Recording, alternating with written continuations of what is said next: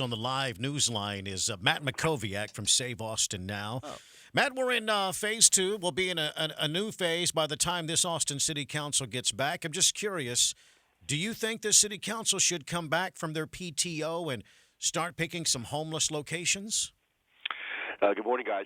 Obviously, yes. In fact, Save Austin Now called on that very thing last week, I think on Friday or maybe it was Thursday, before they decided to take a 6-week paid vacation. Yes, this is the tradition, but if the City Council and the mayor care about the homeless as much as they claim to, it's simply ridiculous and indefensible for them to take a 6-week paid vacation when they have not yet identified even one new regulated, safe, sanitary campground for the homeless to go to. It's just amazing at this point, 2 years and 2 months after the camping ordinance has taken effect, that they would have failed to this extent. We know they spent $161 million the last 3 fiscal years on homelessness. We do not yet have the audit back of those funds. We believe we've created fewer than 1,000 new homeless beds because of it. Now they're proposing to spend $500 million over the next 3 years, more than triple the past 3 years, to house just 3,000 homeless people. And I think a lot of people out there right now are wondering why the camping ban, which was passed with 58% of the vote, hasn't been fully enforced. We're now 8 weeks after the election. So they have a lot of explaining to do. They're thumbing their nose not just at the homeless and the lives that they're leading on a daily basis, but they're thumbing their nose at the majority of the voters. And I think a lot of people aren't going to take it anymore. Matt, do you think it'll get to the point where a lawsuit is filed, maybe a judge steps in to force some enforcement? Yeah, I mean, we're looking at all those options at this point. It's really not something we want to do, but it is something that we may conclude that we have to do. When you file a lawsuit, you have to decide, is it worth the investment? Are you likely to succeed or not? At this point, we know the city began issuing citations on Sunday along the timeline that they announced. The next deadline is going to be July 13th when they begin fully enforcing the ban. We know at City Hall they have said they're not going to fully enforce until August 8th, which is utterly ridiculous given that camping at City Hall has been illegal from the very beginning as a curfewed building. It has never been legal to camp at City Hall, and yet today people are camping there right now in front of a public building where people need to enter to access city services. Yeah, they basically have been given permission. They've been there so long, and the fact that Mayor Steve Adler donated about $10,000 to the group Homes Not Handcuffs. That is the group that is down there. By de facto, they got permission, really. I mean, that kind of donation says, yeah, sure, and go some ahead. very nice tents. Mm-hmm. These are not makeshift tents that people have no money would be staying in. Obviously, there's some kind of system here where these nonprofits are buying very expensive facilities and providing them to these individuals. Look, we want these individuals to be safe and sheltered. Yes. We want them in safe environments. These are not safe environments. It was 95 or 100 degrees yesterday. And so anyone that's angry at Save Austin Now for putting this on the ballot and forcing the city to come up with a plan needs to reassess their analysis of the situation. The city has totally failed from the very beginning to do absolutely anything to make the situation better. And Mayor Adler told someone 2 weeks ago that he now believes there's somewhere between 7,000 and 8,000 homeless people in our city. That's after ECHO just this couple weeks ago said that the homeless population stayed flat around 2,500 this last year, which is of course absurd. Well, you know what he was saying. Let me cipher that for you. You know exactly what he was saying, Matt. He was saying we need more. We need more money. That's what that was. This is all about money and power for the city. That is clear at this point. That's undeniable. We're frustrated because the city moved forward with the policy that's never succeeded anywhere it's ever been tried in the homeless camping ordinance. It's failed in Los Angeles, San Francisco, Seattle, Portland, Honolulu, Chicago, Washington, and New York City, and now it's failed in Austin. What's different about Austin is it's one of 2 major cities in the United States that has reinstated a camping ban after a camping ordinance has failed, San Diego being the other. So we have an opportunity now to take a step back from the abyss, to fully enforce the camping ban, to have the city identify locations where people can safely camp in regulated and safe environments, and then move forward with models like Community First Village, like Camp Esperanza, and most important, like Haven for Hope over the medium and long term. That is what it's going to take. I don't know whether the leadership of this city is willing to do what it takes to see this through to a successful conclusion. You mentioned some of those organizations. And now, the city council's bragging about, at least Mayor Adler and Greg Kassar, they're bragging about this $100 million for homeless services. We heard from Diane Gray earlier this morning, their homeless strategy officer. We don't know specifically where that money is going to go yet, do we? We don't know we don't know the organizations. No. We don't know the community organizers that are going to get paid, do we? No, it's a ready, fire, aim approach, right? They're appropriating $100 million, no idea where it's going, no plan, no metrics, no accountability, no transparency. The city ought to at least, at first, start by releasing a full, complete, thorough, and independent audit of the $161 million spent the last 3 fiscal years. If taxpayers are going to be asked to fund up to $500 million over the next 3 years, it would be good to know where the $161 million went the last 3 years. That's a basic concept. Because right now, I think 95% of people in our city believe that our city has failed to address homelessness in an effective way, right? So why would you triple spending on something you're clearly failing on without first understanding why you are failing?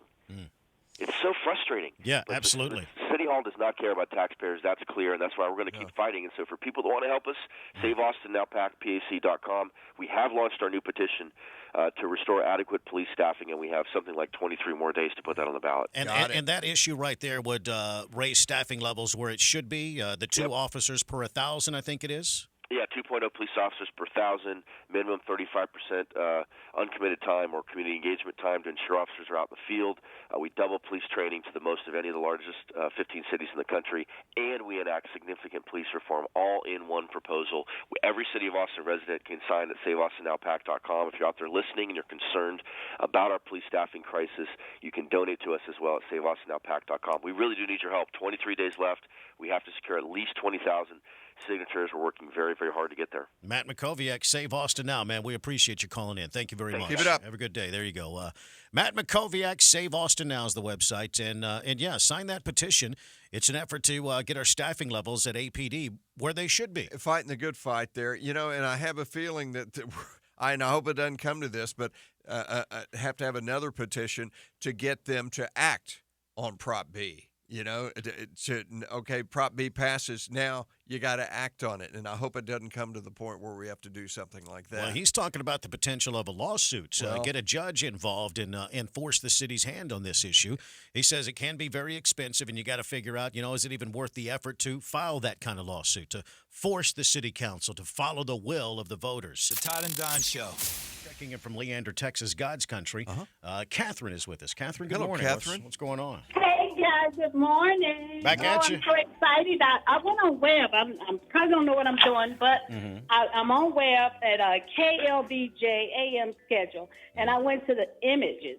Yeah. And and you guys had put a video up, old videos or whatever. But anyway, I'm just so excited that I could just see you guys. What do you think? Yeah, what do you think so far? Yeah, overall impressions. Now that you've seen us. Well, y'all talking, and Todd got his arms all folded up and stuff, and he's got his what? It's just one of the when I went to the images because I just want to look at you all, and there's a lot of pictures that y'all got posted. Catherine, what are you doing surfing the web, checking out men? Because I'm just checking y'all out. I miss y'all. I haven't heard from y'all in a long time. It's time for me to get back in motion with my guys. I got you. Absolutely. Well, y'all look so cute. I tell you, y'all look I got cute. I got to ask the question. I have to. Which one's better looking? Oh, don't go there. You know what? That's what I'm trying to figure out. I'm still trying to figure that out right now. I don't know which one's good looking. Well, one's tall. I'm the bald one's short. Well, what do you mean? What does she mean by that? I'm a little taller than you, but not much. Are you sure? Yeah, one's tall and one's short. Y'all some cute little guys.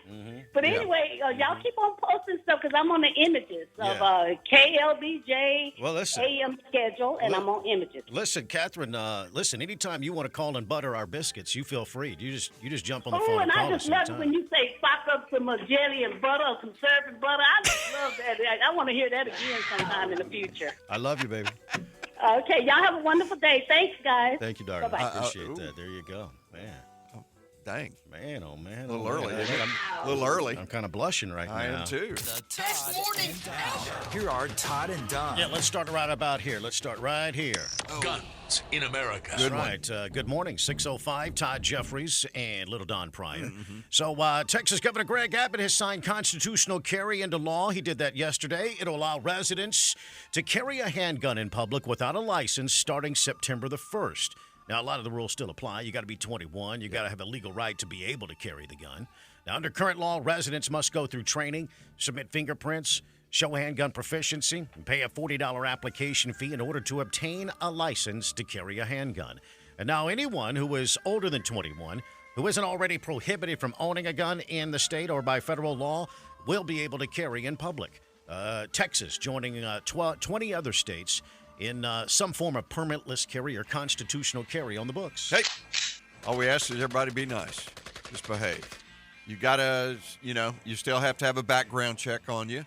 But I am just going to be confident that law-abiding citizens that have half a brain will still, on their own, because they know the right thing to do, will pursue getting properly trained with those guns, even though they're not required to do so after September 1st. That's what responsible citizens do. That's what I'm hoping. That's what responsible gun owners do. That's what I'm hoping. Proper storage, learn how to use it, keep it away from kids, damn it. Come on. Be responsible, be a grown-up. And be nice. It is 6:07. You could jump in at 512-836-0590. Behave. It was a packed Q2 stadium last night at capacity. The new Q2 stadium has hosted its first ever soccer match. The U.S. women's national team defeated Nigeria last night, and traffic has already been proven to be a major issue. You heard it there in Patrick Osborne's newscast, especially around the Bernadette 183 area. Now, Sarah Henry is with the Austin Event Center and tells CBS Austin they're monitoring cameras to see if they need to make any adjustments, during the process. Making adjustments real time where possible, and then we're also going to be getting together after each event and making adjustments to our traffic control plan as well. Now Saturday could be an even bigger test for the stadium parking as Austin FC's major soccer league team plays their first home game. That seemed to be the big headline this morning as far as last night's event. Most of the talk is about traffic flow, and I guess that's everybody's number one concern going there is where will I park, how will I park, how do I get there at all? And didn't sound like it was a disaster by any means. Sounds like for the most part it went pretty well. And I'm sure once people figure it out, it'll be great. But it sounds like they had a great crowd. Doesn't look like it was a sellout, but it was a big, loud crowd, no doubt about it, and it looked like people were having a great time. Only 850 parking spaces for that stadium that hosts 20,000 plus. It's going to be an issue. They don't want you driving a car down there. That's very clear. No. And on their website, they do have a variety of locations where you can park and take a shuttle and things like that. But it was really cool to see that packed stadium and the sounds. I was over in the Domain last night. We had dinner at the Blue Sushi Sake Grill. That's a new place. And it was great. And to be honest, the Domain was kind of quiet. We didn't need a reservation. It was kind of quiet. I think everybody in that area was over at that stadium. Really? People that live right there. It is 6:09 and time for the Rush Update. New York Governor Andrew Cuomo worried about the Did you hear about this new conservative group that's working to get politicians to vote for families' interest in the same way that the National Rifle Association fights for gun owners? It's a conservative group that's launching an NRA for Families effort. It's the American Principles Project, and they want to form what they describe as the NRA for Families and get 1 million members with recruitment push and a new campaign ad. This group envisions a big family lobby that will pressure politicians to save the American family by protecting children, their education, and their innocence. This is pretty interesting. The conservative group is called American Principles Project, and we'd love to get your thoughts on that. The Todd and Don Show.